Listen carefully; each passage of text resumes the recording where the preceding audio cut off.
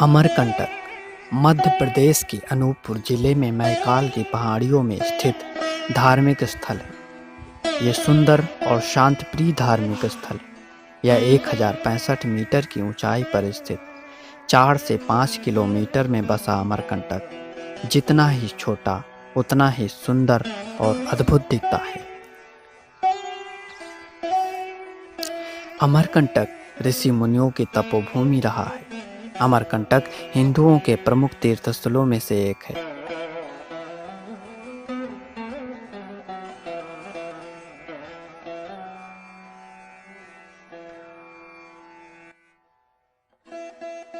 अमरकंटक की पुण्य और पवित्र भूमि में मां नर्मदा नदी, सोन नदी, जोहिला नदी जैसी पावन नदियों का उद्गम स्थान है।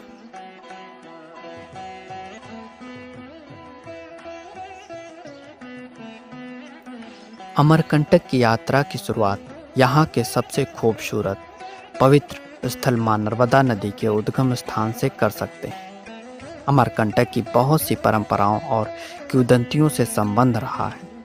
कहा जाता है कि भगवान शिव की पुत्री मां नर्मदा जीवनदायिनी नदी के रूप में यहाँ से बहती हैं। मां नर्मदा को समर्पित यहाँ अनेक मंदिर परिसर हैं, जिन्हें मां दुर्गा की प्रतिमूर्ति माना जाता है।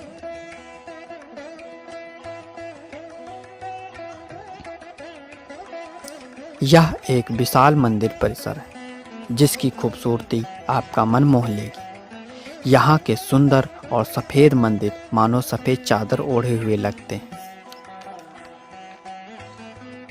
अमरकंटक में मां नर्मदा के उद्गम पर बना ये मंदिर परिसर, जहाँ इस मंदिर के सामने बने कुंड से नर्मदा जी का उद्गम हुआ है।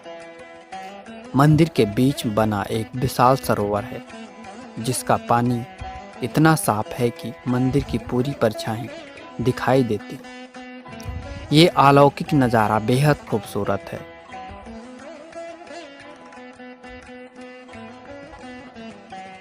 वहीं मंदिर परिसर के बाहर 2 कुंड बने हुए हैं। इस कुंड में पानी मंदिर के परिसर से ही आता है और यहाँ से निकलकर नदी के रूप में बहता है।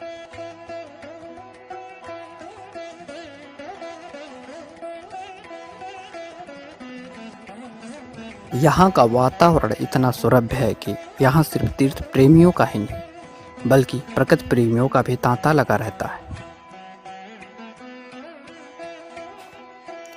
यहाँ से कुछ ही दूरी पर स्थित सोनमुड़ा, जहाँ मां सोन नदी का उद्गम हुआ है।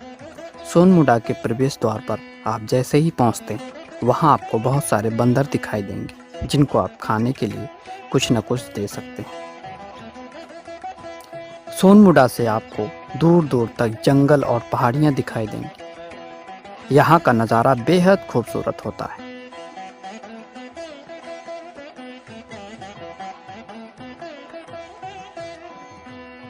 यहाँ भी आपको छोटे छोटे मंदिर दिखाई देंगे। यहाँ पे आपको भगवान शिव की शिवलिंग भी देखने को मिलेगी। बताया जाता है ये शिवलिंग बढ़ती रहती है। यहाँ आने से आपको एक अलग ही अनुभव प्राप्त होगा।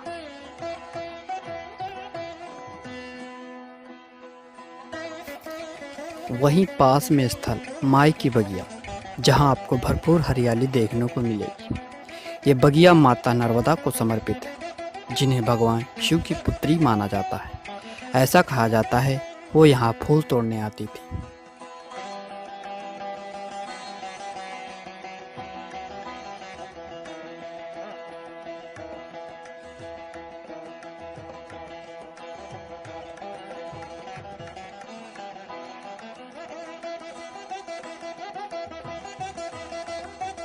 मां नर्मदा नदी के उद्गम स्थल के कुछ ही दूरी पर कलचूरी राजाओं द्वारा बनाए गए भव्य मंदिर है।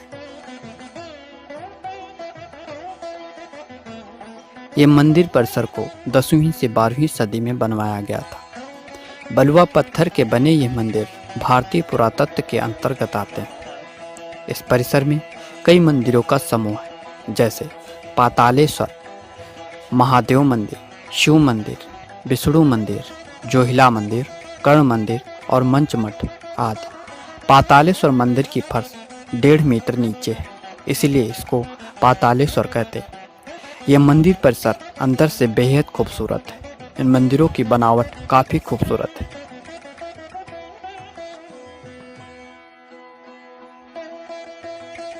नर्मदा कुंड से लगभग 7 किलोमीटर दूर कपिल धारा है, जिसकी जलधारा 100 फीट की ऊंचाई से नीचे गिरती है। कपिल धारा का नज़ारा बेहद आकर्षक और मोहनीय है। इसके साथ ही ये अमरकंटक के मशहूर झरनों में से एक है।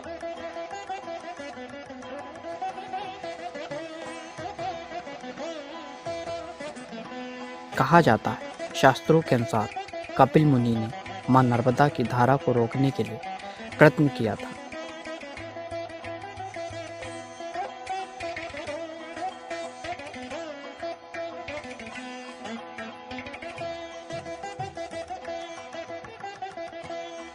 कपिल धारा से लगभग 1 किलोमीटर की दूरी पर स्थित दूध धारा। यह धारा 10 फीट की ऊंचाई से गिरने वाला झरना है। पुराणों में ऐसा कहा जाता है कि इस स्थान पर दुर्वासा ऋषि ने तपस्या की थी, इसलिए इसका नाम दुर्वासा धारा पड़ा। परंतु कालांतर में इसका अपभ्रंश रूप दूध धारा के रूप में प्रचलित हुआ। ऐसी जनश्रुति है कि श्री नर्मदा जी रीवा राज के किसी राजकुमार पर प्रसन्न होकर उन्हें दूध की धारा के रूप में दर्शन दिया था, इसीलिए इसका नाम दूध धारा पड़ा। ये जल की धारा इतनी उज्जवल और साफ रूप से गिरती है मानो दूध की धारा बह रही हो।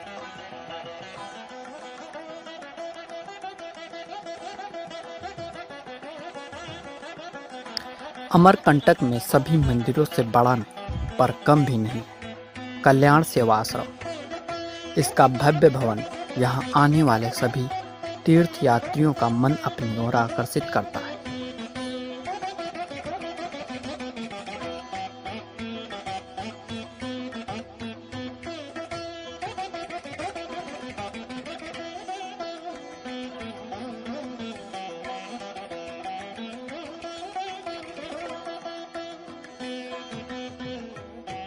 इस आश्रम का नाम कल्याण पिंड शिक्षा निकेतन है।